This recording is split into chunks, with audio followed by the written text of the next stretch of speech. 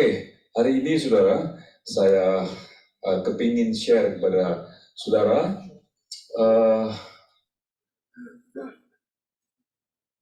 judulnya nanti ya, judulnya belum dikasih ya Pak. Oke, saya ini dulu aja, pembukaan dulu. Tentang percaya, saudara, percaya. Kita tahu percaya adalah sebuah pengakuan atau meyakini sesuatu yang memang benar atau nyata, terkadang tanpa bukti. Yang nggak ada bukti, orang bisa percaya, ya.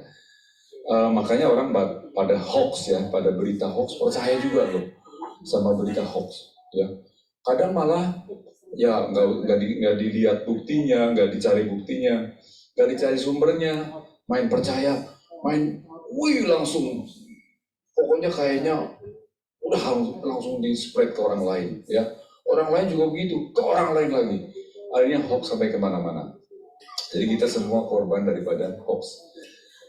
Jadi percaya adalah meyakini sesuatu yang memang benar atau nyata, terkadang tanpa bukti, ya.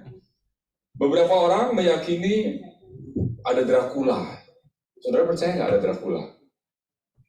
Nggak ya? Ada di film. Ya, saya nggak tahu. Ada nggak sih yang pernah ketemu nggak Dracula? Mungkin ada, ya. Mungkin ada sebuah legenda yang kemudian saya nggak pelajari, saya nggak tahu, saya nggak mencari, ya. Tapi orang percaya, ya. Kemudian orang juga percaya 23% orang yang merokok akan mengurangi berat badan. Betul nggak Pak Iwan? Oh mungkin, artinya benar. Ya, mungkin. Soalnya Pak Fajar setelah lepas rokok langsung gode gitu ya, langsung boom gitu loh. Jadi benar sih, ini benar. Jadi pokoknya percaya kadang tanpa bukti, kadang dengan bukti orang bisa percaya. Tetapi bagaimana orang bisa percaya gitu loh? Kok orang bisa percaya kadang-kadang ya? Oke, sebentar ya. Ada pertanyaan bagaimana orang bisa menjadi percaya akan sesuatu gitu loh, ya. Ada beberapa alasan nih, ada yang survei. Percaya karena itu memang benar. Contohnya, matahari terbit dari timur, tenggelam di barat loh, ya. Orang percaya dong, memang kenyataan itu. Percaya karena itu benar, ya. Lalu yang kedua katanya percaya karena masuk akal, ya. 1 sama dengan 1, 2 loh. Oh iya, percaya masuk akal itu, ya. Contohnya. Kemudian yang ketiga, percaya karena ada orang yang dipercaya untuk menyampaikan, mengatakan, ya. Misalnya orang tua saudara percaya ya sama orang tua bilang bla bla bla bla, saudara percaya karena saudara percaya pada orang tua saudara, pada guru, ya, juga lain-lain lah, ada pendeta mungkin ya. Oke, yang berikutnya percaya karena tekanan, ya, percaya karena tertekan, itu ada, ya. Contohnya yang mengikuti Juli, kalau Juli Sijabat mengikuti cerita Eliezer ya, Sambo, ya, itu karena tekanan, ya, dia percaya, ditekan, ya, bisa percaya, saudara. Atau karena pernah diberi bantuan, saudara atau saya pernah diberi bantuan yang luar biasa di saat yang benar-benar, wah rasanya kalau nggak ada ini mati deh. Ada orang yang ngebantu, ada orang yang mengulurkan tangan. Saudara bisa percaya kepada orang itu mati-matian, ya. Orang itu sempat menjadi, wah pokoknya mungkin nomor 2-nya Tuhan gitu ya. Itu karena tekanan, merasa utang budi, ya. Dan lucunya yang terakhir adalah percaya tanpa sebab, gitu. Percaya tanpa sebab. Jadi bukan karena benar, bukan karena masuk akal, bukan karena tekanan, tapi percaya gitu. Contohnya, mungkin dulu pengalaman dari waktu muda ya. digombalin pacar. Ya. Pacar udah nyakitin hati, udah ninggalin, balik lagi, aduh sayang, percaya lagi saudara. Ya, nggak ada dasar untuk dipercaya, tapi percaya. Itulah manusia bisa percaya, tapi ada juga yang tanpa sebab bisa percaya gitu. Ya, kok sulit banget sih. Percaya nggak sih? Percaya. Oke, judulnya nggak keluar ya di situ ya, harusnya ada. Judulnya Doubting God. Benar nggak nih? Percaya nggak nih? Doubting God, apa doubting God? Meragukan Tuhan, ya. Doubting God.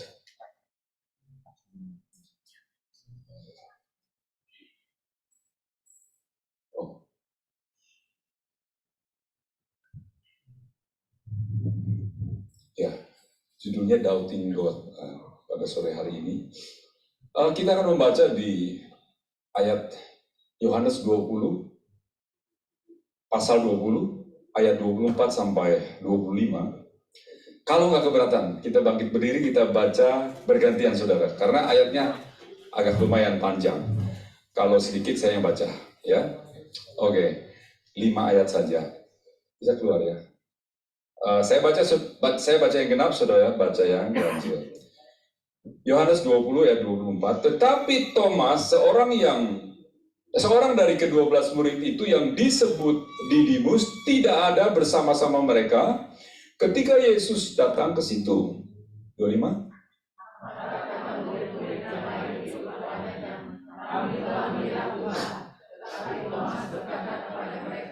Sebelum aku melihat bekas paku pada tangannya, sebelum aku menunjukkan jariku di dalam bekas paku itu, dan menunjukkan tanganku di dalam lengannya.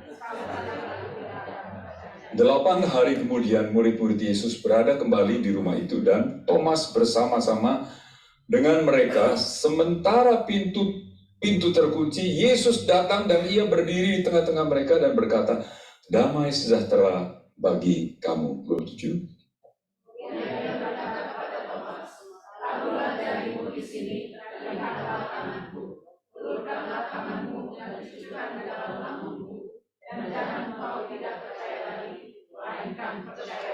Thomas menjawab dia, iya Tuhan dan Allahku. 29. Yesus kepadanya, karena kau telah melihat aku, maka kau percaya. Berbahagialah mereka yang tidak melihat namun percaya. Amin. Puji Tuhan, saudara dipersilakan duduk. Ya, kita tahu banget ya cerita tentang Thomas, karena seringkali diangkat dan seringkali menjadi sebuah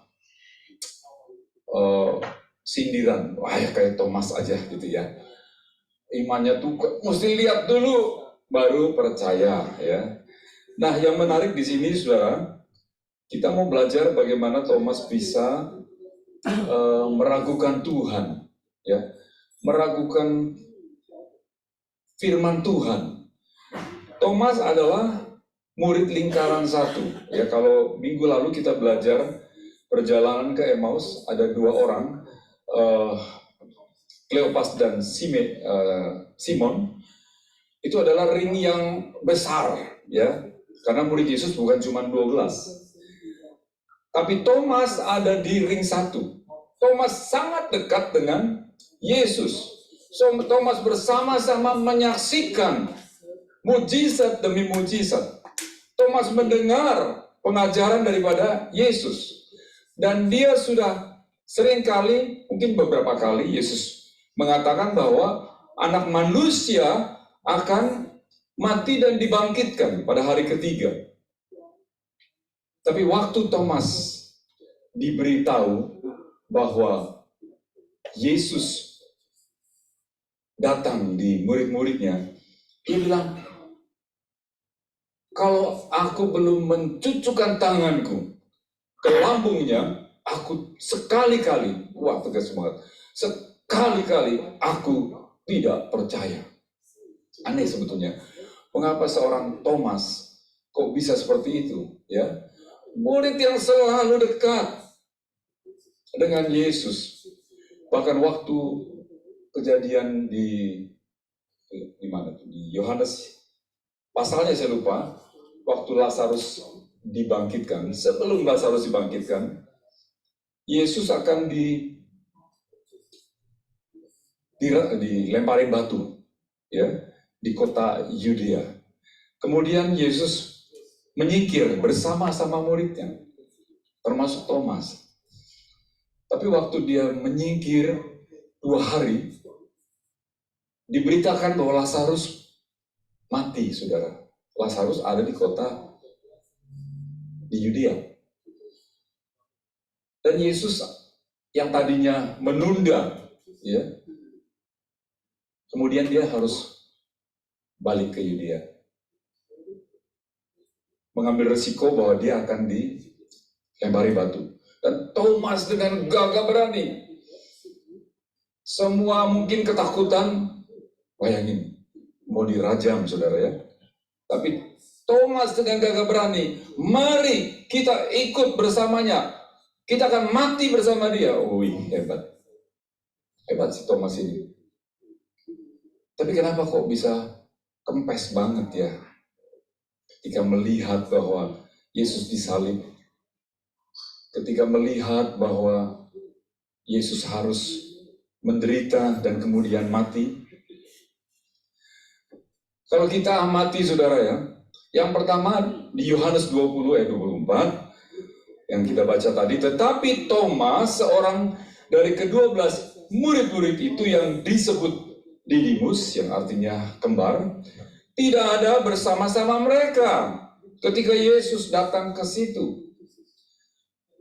Jadi ternyata Yesus mengunjungi murid-muridnya. Ya, waktu itu hanya ada 10 murid yang ada di dalam ruangan yang tertutup, hanya 10. Satu, Yudas sudah mati. Satu lagi, Thomas tidak berada di tengah-tengah perkumpulan murid-murid Yesus. Saya bisa membayangkan bagaimana mencekamnya suasana saat-saat itu, ya. Mencekam. Saya teringat ketika tahun 98 ya. Tahun 98. Aduh, itu mungkin belum apa-apanya. Kita belum apa-apanya. Nggak tahu, ada saudara yang alami nggak tuh radio? Saya setel radio Sonora. Woi, minta apa? Minta tentara. Kami sudah dikepung. Wah, masa sudah di depan? Waduh, saya sepanjang malam ngikutin itu. Si Sherry masih baby, masih 3 bulan. Saya mau diumpetin di mana nih kalau ada masa datang? Ya, mau diumpetin di mana? Nanti kalau nangis gimana? Mencekam. Lalu adik saya jam 3 telepon. Hah, kamu sekarang apa ya? Berkemas-kemas. Bawa seadanya aja. Ya. Ini di tempat saya udah dibakarin, ya, di kebun jeruk, Taman Kebun Jeruk ya, Jakarta Barat. Ruko dia nggak kebakar sih, tetangganya kebakar. Dan lampu gelap, mencekam. Wah, saya jadi bingung nih. Ini kita dijemput kok sama embassy, dijemput. Jadi orang-orangnya PR waktu itu dijemput sama polisi yang dari embassy. Luar biasa, ya. Australia itu baik banget lah. Ke Halim, bayar nanti di Australia, jadi nggak perlu beli tiket, langsung pergi. Waduh, saya pikir, wah saya nggak siap nih. Saya tanya Yogi, ini gimana nih? Nggak deh, nggak, udah kita tetap di sini. Akhirnya nggak ikut nih, udah. Tapi suasananya mencekam, saudara. Di belakang, saya tinggal di Greenfield waktu itu, Jakarta Barat. Di Dan Mogot, berasap. Banyak bengkel yang dibakar, mencekam. Tapi saya bisa membayangkan bahwa peristiwa penyaliban Yesus lebih mencekam lagi. Ya, karena murid-murid Yesus itu akan bisa mati dibunuh. Ya, bisa banyak. Saudara ingat waktu Petrus cuman ada gadis, ini dia bersama-sama dengan Yesus. Petrus sudah ketakutan. Dia menyangkal 3 kali. Betapa mencekamnya. Dan 10 murid Yesus saling menguatkan, saling menghibur, saling pokoknya, ayo saling menguatkanlah. Tapi Thomas nggak ada di situ. Thomas di mana gitu loh, ya. Dan ternyata Thomas alone. Dia sendiri. Dia menyendiri. Dia tidak di tengah-tengah murid-murid Yesus. Ini sayangnya si Thomas, saking frustrasinya, dia tinggalin, dia keluar dari persekutuan. Saudara dan saya mungkin bisa mengalami hal yang mencemaskan. Mungkin kita bisa mengalami sesuatu yang membuat kita goncang. Tapi nasihat firman Tuhan, jangan pernah sendiri. Kalau saudara sendiri, iblis yang akan menemani saudara. Jangan pernah sendiri pada saat kita goncang. Sangat berbahaya, saudara. Kejadian 2:18 mengatakan, penciptaan ya, Allah berkata, Allah berfirman, tidak baik kalau manusia itu seorang diri saja. Aku akan menjadikan penolong baginya yang sepadan dengan dia. Jadi waktu Tuhan sudah menciptakan semuanya baik, semuanya baik, semuanya baik. Sampai dia menciptakan Adam. Tuhan lihat, waduh, gak baik manusia seorang diri saja. Bukan konteks suami istri, bukan konteks perjodohan, tapi Tuhan melihat tidak baik manusia kalau seorang diri. Karena manusia diciptakan bukan untuk individu, satu orang gitu ya. Tapi manusia diciptakan untuk sosial ya. Ya. Jadi jangan pernah kita sendiri. Kadang ada orang yang saking pahitnya hati, saking kecewanya, lebih suka mengurung diri, ya. Ada orang yang tipe seperti itu, ya, ada, dan itu berbahaya sekali. Saya punya, dulu ada karyawan di Jakarta. Dia memang sakit, ya sakit. Jadi sakitnya itu schizophrenia.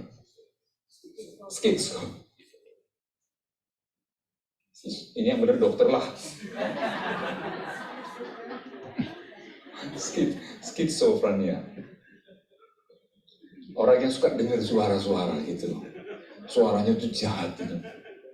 Ya. Dan suara itu bilang bunuh diri. Kamu harus bunuh diri, kamu harus gantung diri. Istrinya datang ke kantor, Pak tolong Pak, suami saya berkali-kali mau bunuh diri. Ya paling nasihatnya kamu jagain ya, jangan sampai dia sendiri. Tapi seberapa bisa, saudara? Seberapa bisa pasangan menjaga kita? Nggak bisa. Dan akhirnya kenyataan, jam 4 pagi dia menggantung diri dan meninggal. Masih muda. Jangan pernah sendiri. Perlu teman, saudara. Teman gak usah banyak, 1 atau 2 orang sudah cukup, ya cukup. Jangan tinggalkan persekutuan. Ibrani 10:25 jelas mengatakan, janganlah kita menjauhkan diri dari pertemuan ibadah kita, seperti dibiasakan oleh beberapa orang, tetapi marilah kita saling menasehati dan semakin giat melakukannya menjelang hari Tuhan yang mendekat. Hari Tuhan yang mendekat. Artinya apa, saudara? Artinya Alkitab sudah mengatakan hari-hari semakin jahat. Hari-hari di mana Tuhan mau datang, antikris semakin gila. Ya, semakin membuat manusia goncang, saudara. Dinasihatkan jangan menjauhkan diri dari pertemuan-pertemuan. Kadang-kadang saya ya seperti komsel lah, komsel ini pertemuan, saudara. Kita punya pertemuan di komsel, punya pertemuan di doa, ya, punya pertemuan di ibadah seperti ini. Kadang-kadang orang masih malas, ya, masih malas. Kalau kita lagi happy, oke lah, ya. Tapi kalau lagi nggak happy, datang di komsel, ya, datang di doa. Saudara akan mendapatkan support dari teman-teman seiman kita. Saudara bisa didoakan. Saudara tidak sendiri. Tapi kalau saudara meninggalkan persekutuan, meninggalkan ibadah, ya, ada banyak orang yang saking pahitnya tinggalkan ibadah, saudara, kecewa. Saudara akan semakin terpuruk, dan iblis akan masuk mempengaruhi saudara. Ya. Thomas menyendiri, jangan seperti Thomas, ya, sehingga dia menjadi ragu dengan Tuhan. Yang kedua, saudara, Yohanes 20 ayat 25. Maka kata murid-murid yang lain kepadanya, kami telah melihat Tuhan.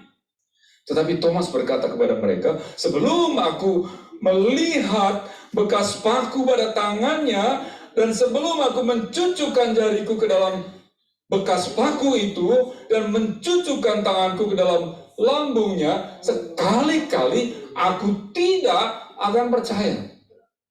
Ada yang aneh nggak, saudara? Ada yang aneh nggak? Thomas mati-matian ngotot. Waduh, sok banget. Kalau saya boleh melabel, Thomas adalah orang yang skeptis. Apa skeptis? Skeptik itu not easy convince. Tidak mudah, not easily convince. Tidak mudah diyakinkan. Yang aneh ini, yang ngomong itu kan murid-murid yang lain, yang bersama-sama dia selama 3 tahun lebih lah. Setia kawan. Kemana-mana sudah bareng-bareng. Aneh kan? Kalau yang ngomong orang lain, ya. Bayangkan saudara kalau dikasih tahu, Sofida misalnya ngasih tahu, ada restoran enak loh, baru buka gitu ya. Saudara pasti percaya? Percaya nggak? Karena nggak dibayarin ya. Oh.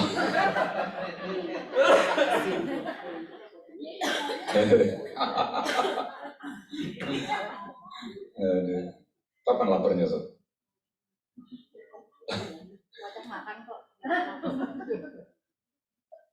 Keterlaluan loh kalau Sofi udah kenal, saya udah kenal Sofi tuh Patrick masih segini nih, saudara.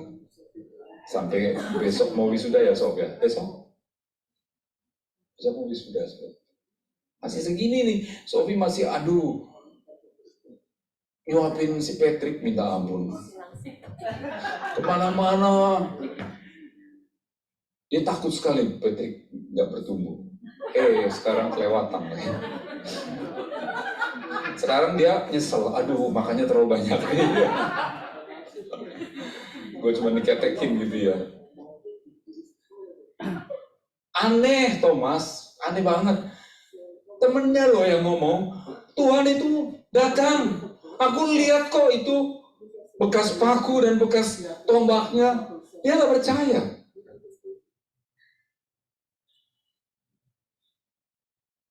Ada orang yang seperti ini, ya ada. Ngomongin apa juga, masa. Gak percaya. Ada, saudara, percaya. Ada kan? Ada. Banyak. Pasti pasangan saudara. Belanja udah naik semua loh. Masa. Bisalah segitu, masa nggak bisa? Ada orang yang skeptik. Thomas ini skeptik. Kritis boleh. Ya, ini kok Iwan kritis nih. Apa-apa nggak bisa diterima. Dia ngajarin proses dulu, bener nggak sumbernya? Itu kritis. Tapi kalau skeptis, udah jelas sumbernya dari orang yang bisa dipercaya. Tapi tetap nggak percaya. Susah kan? Saya nggak tahu kalau orang skeptis seperti ini bisa terima Tuhan atau enggak ya. Saya nggak tahu. Thomas skeptis. Tapi tentu ada alasannya kenapa orang bisa seperti itu ya. Mungkin karena dia mengalami penipuan, terus-menerus ditipu, akhirnya dia nggak percaya sama orang. Ya, akhirnya jadi skeptis. Tapi biarlah Roh Kudus bekerja. Kalau ada yang skeptik, biar Roh Kudus bekerja yang menyembuhkan supaya kita bisa mendengar suara Roh Kudus, supaya kita bisa percaya kalau Roh Kudus itu berbicara. Ada yang skeptik, Roh Kudus ngomong pun, bener nggak Roh Kudus? Diceritain kesaksian juga, halusinasi kali. Akhirnya saudara nggak dapat berkatnya, nggak diberkati. Ya, kritis boleh, tapi jangan skeptik. Thomas skeptik. Yang ketiga, yang terakhir, saudara. Ya. Yohanes 20, 26. 8 hari kemudian, murid-murid Yesus berada kembali dalam rumah itu. Dan Thomas bersama-sama dengan mereka. Thomas udah keluyuran, udah frustrasi, udah bingung. Udahlah balik lagi deh, baru nyari teman. Kumpul lagi bersama teman-teman. Sementara pintu-pintu terkunci, Yesus datang dan ia berdiri di tengah-tengah mereka dan berkata, damai sejahtera bagi kamu. Ini Yesus sudah pakai tubuh kebangkitan ya. Nah ini gambaran yang bagus nih. Besok kalau kita sudah dibangkitkan, kita bisa tembus tembok loh. Nggak usah naik tangga, nggak usah naik lift ya. Tahu-tahu sudah di dalam sini sudah. Ya, keren kan? Keren loh. Nanti kita semua begitu. Ketika dibangkitkan, wah bisa di mana-mana, ya. Karena tidak dibatasi ruang dan waktu. Wah bisa di mana-mana. Seperti Tuhan. 27 kemudian dia berkata kepada Thomas, Yesus langsung berkata kepada Thomas. Dia tidak tahu masalah Thomas skeptik. Dia tidak tahu masalah Thomas ragu-ragu dengan Yesus. Maksud saya secara manusia, tapi Yesus secara Tuhan dia tahu. Dia datang mengatakan damai sejahtera bagi kamu, shalom. Dia mengatakan shalom. Kemudian dia langsung tertuju kepada Thomas. Kemudian dia berkata kepada Thomas, taruhlah jarimu di sini dan lihatlah tanganku, ulurkanlah tanganmu dan cucukkan ke dalam lambungku dan jangan engkau tidak percaya lagi, melainkan percayalah.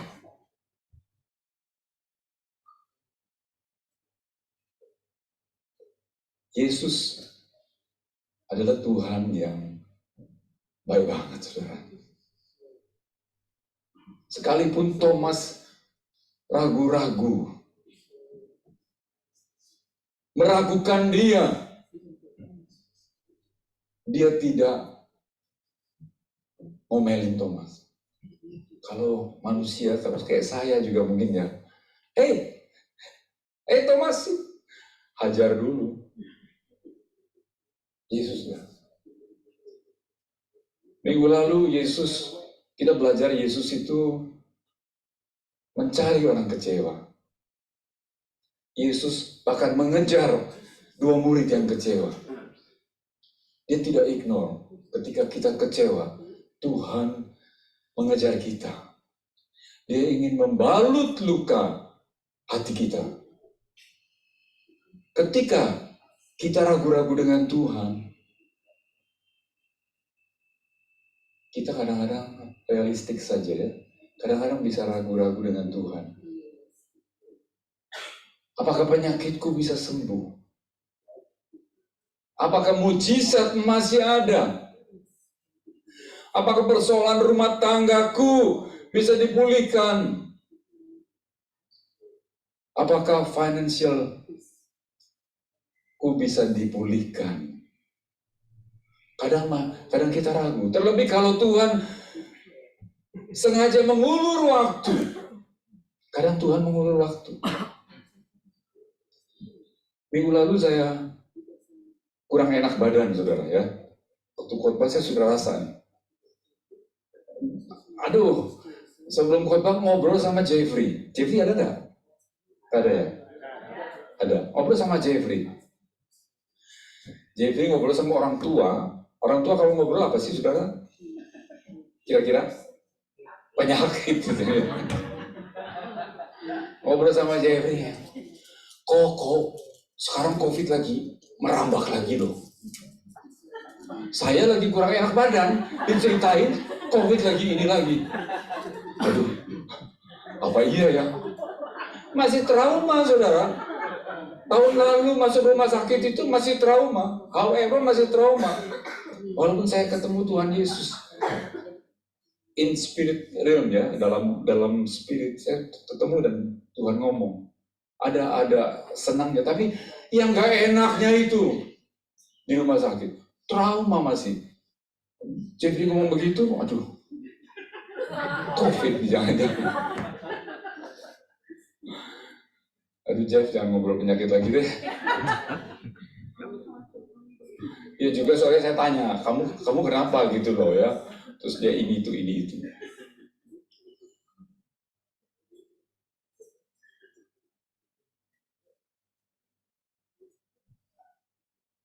Yesus yang baik, saudara. Dia tidak menghakimi kita bahwa kamu orang yang kurang percaya, marah. Enggak. Tapi dia tahu apa yang dia harus buat. Dia tahu bahwa Thomas skeptis. Dia hanya percaya kalau melihat bukti. Dulu ada iklan. Sampurna. Bukti bukan janji. Bukti bukan janji. Itu buat orang-orang yang skeptik. Aku harus lihat buktinya dulu. Baru aku percaya. Tuhan tahu Thomas. Tuhan tahu saudara dan saya.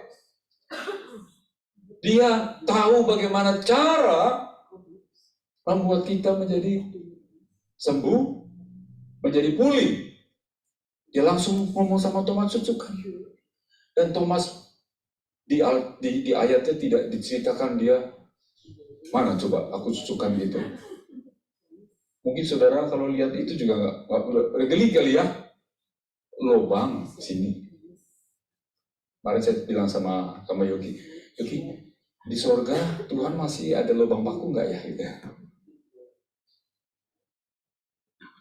Tapi kesaksian orang-orang dari seberang, Yesus masih melihatkan lubang paku buat tanda bahwa dia pernah mati bagi saudara dan saya. Dia pernah menebus dosa saudara dan saya.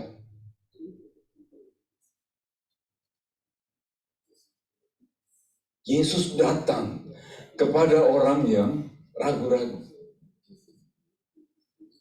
Hari ini saudara, saya tidak tahu, mungkin ada di antara kita yang ragu-ragu akan janji Tuhan.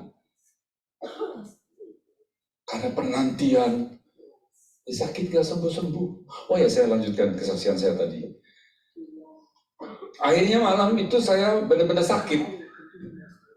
Entah psikis, gara-gara ngobrol sama Jeffrey. Saya nggak tahu. Jam 12 malam, tiba-tiba saya batuk luar biasa dan tidak bisa tidur, saudara. Begitu, begini, wah batuk. Dan maaf kata saudara, sampai saya menghabiskan tisu, ya nggak satu roll penuh sih, tapi sampai setumpuk gitu. Waduh, gimana dong ini? Sesuatu yang nggak bisa berhenti. Jam 3 saya ke toilet. Saya sempat ngomong gini, Tuhan kalau sampai jam 6 pagi batuk pun saya gak apa-apa lah. Saya mengucap syukur aja. Saya tetap mengucap syukur. Sampai gak bisa tidur pun saya terima. Saya mencoba untuk tidak melawan. Saya terima aja. Tapi ada suara yang begitu kuat, saudara. Tiba-tiba ada suara yang kuat sekali di hati saya. Kamu diberi kuasa untuk menghentikan sakit itu, menghentikan batuk. Saya tiba-tiba kayak, iya ya. Loh, kita kan ada kuasa. Tuhan mengatakan di Alkitab, di Matius, bahwa kita diberi kuasa untuk menyembuhkan sakit penyakit. Tiba-tiba timbul. Dan saya karena ada suara yang keras, saya bilang, oh iya Tuhan, dalam nama Yesus, batuk berhenti. Pada batuk semua. Yang terjadi apa, saudara? Batuk berhenti. Jam 3 saya tertidur sampai pagi. Pagi-pagi saya langsung bangunkan Yogi. Yogi luar biasa loh. Ada suara yang kuat.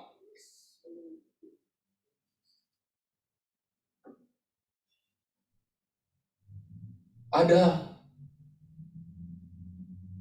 hal yang kadang-kadang instan. Ya, saya mengalami satu instan. Tapi ada juga yang Tuhan bilang tunggu. Ya, tunggu. Karena Tuhan punya purpose. Jadi jangan pernah meragukan Tuhan. Jangan pakai logika terus. Kalau pakai logika terus, saudara nggak nyampe. Karena pikiran Tuhan, minggu lalu saya katakan, lebih tinggi dari bumi. Lebih tinggi dari pikiran kita. Rancangan Tuhan lebih tinggi. Kita nggak mampu, saudara, mengerti rancangan Tuhan. Jadi, jangan pakai pikiran terus, pakai hati. Kadang-kadang ada sesuatu yang harus pakai hati lah. Nggak bisa semua pakai logika. Logika ini ada dua meaning ya. Saya sering sama Ko Iwan sering ngobrol antara logika yang dimaksud Ko Iwan dengan logika yang dimaksud rata-rata orang Indonesia. Kalau logikanya Ko Iwan, logika yang benar-benar meaning logika. Logikanya memang ada kok di firman Tuhan gitu kan. Kalau saya logikanya logika apa ya? Nggak masuk akal atau masuk akal gitu aja.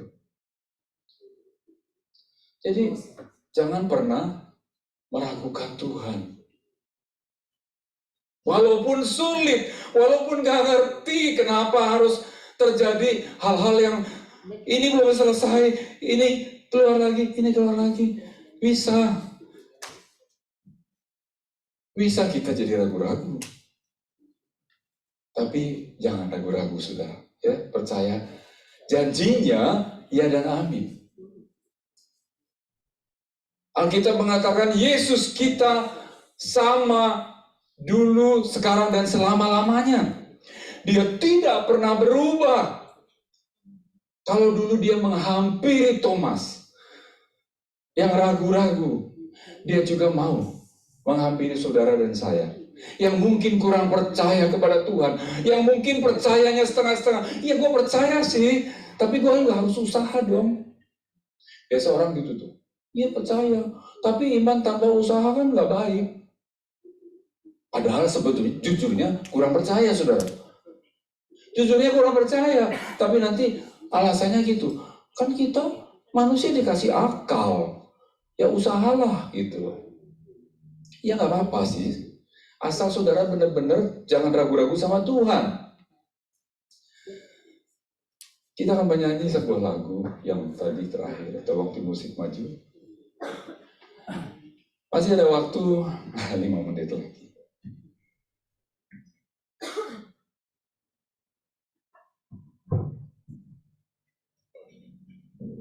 Kita nyanyi dulu Ajarku Setia.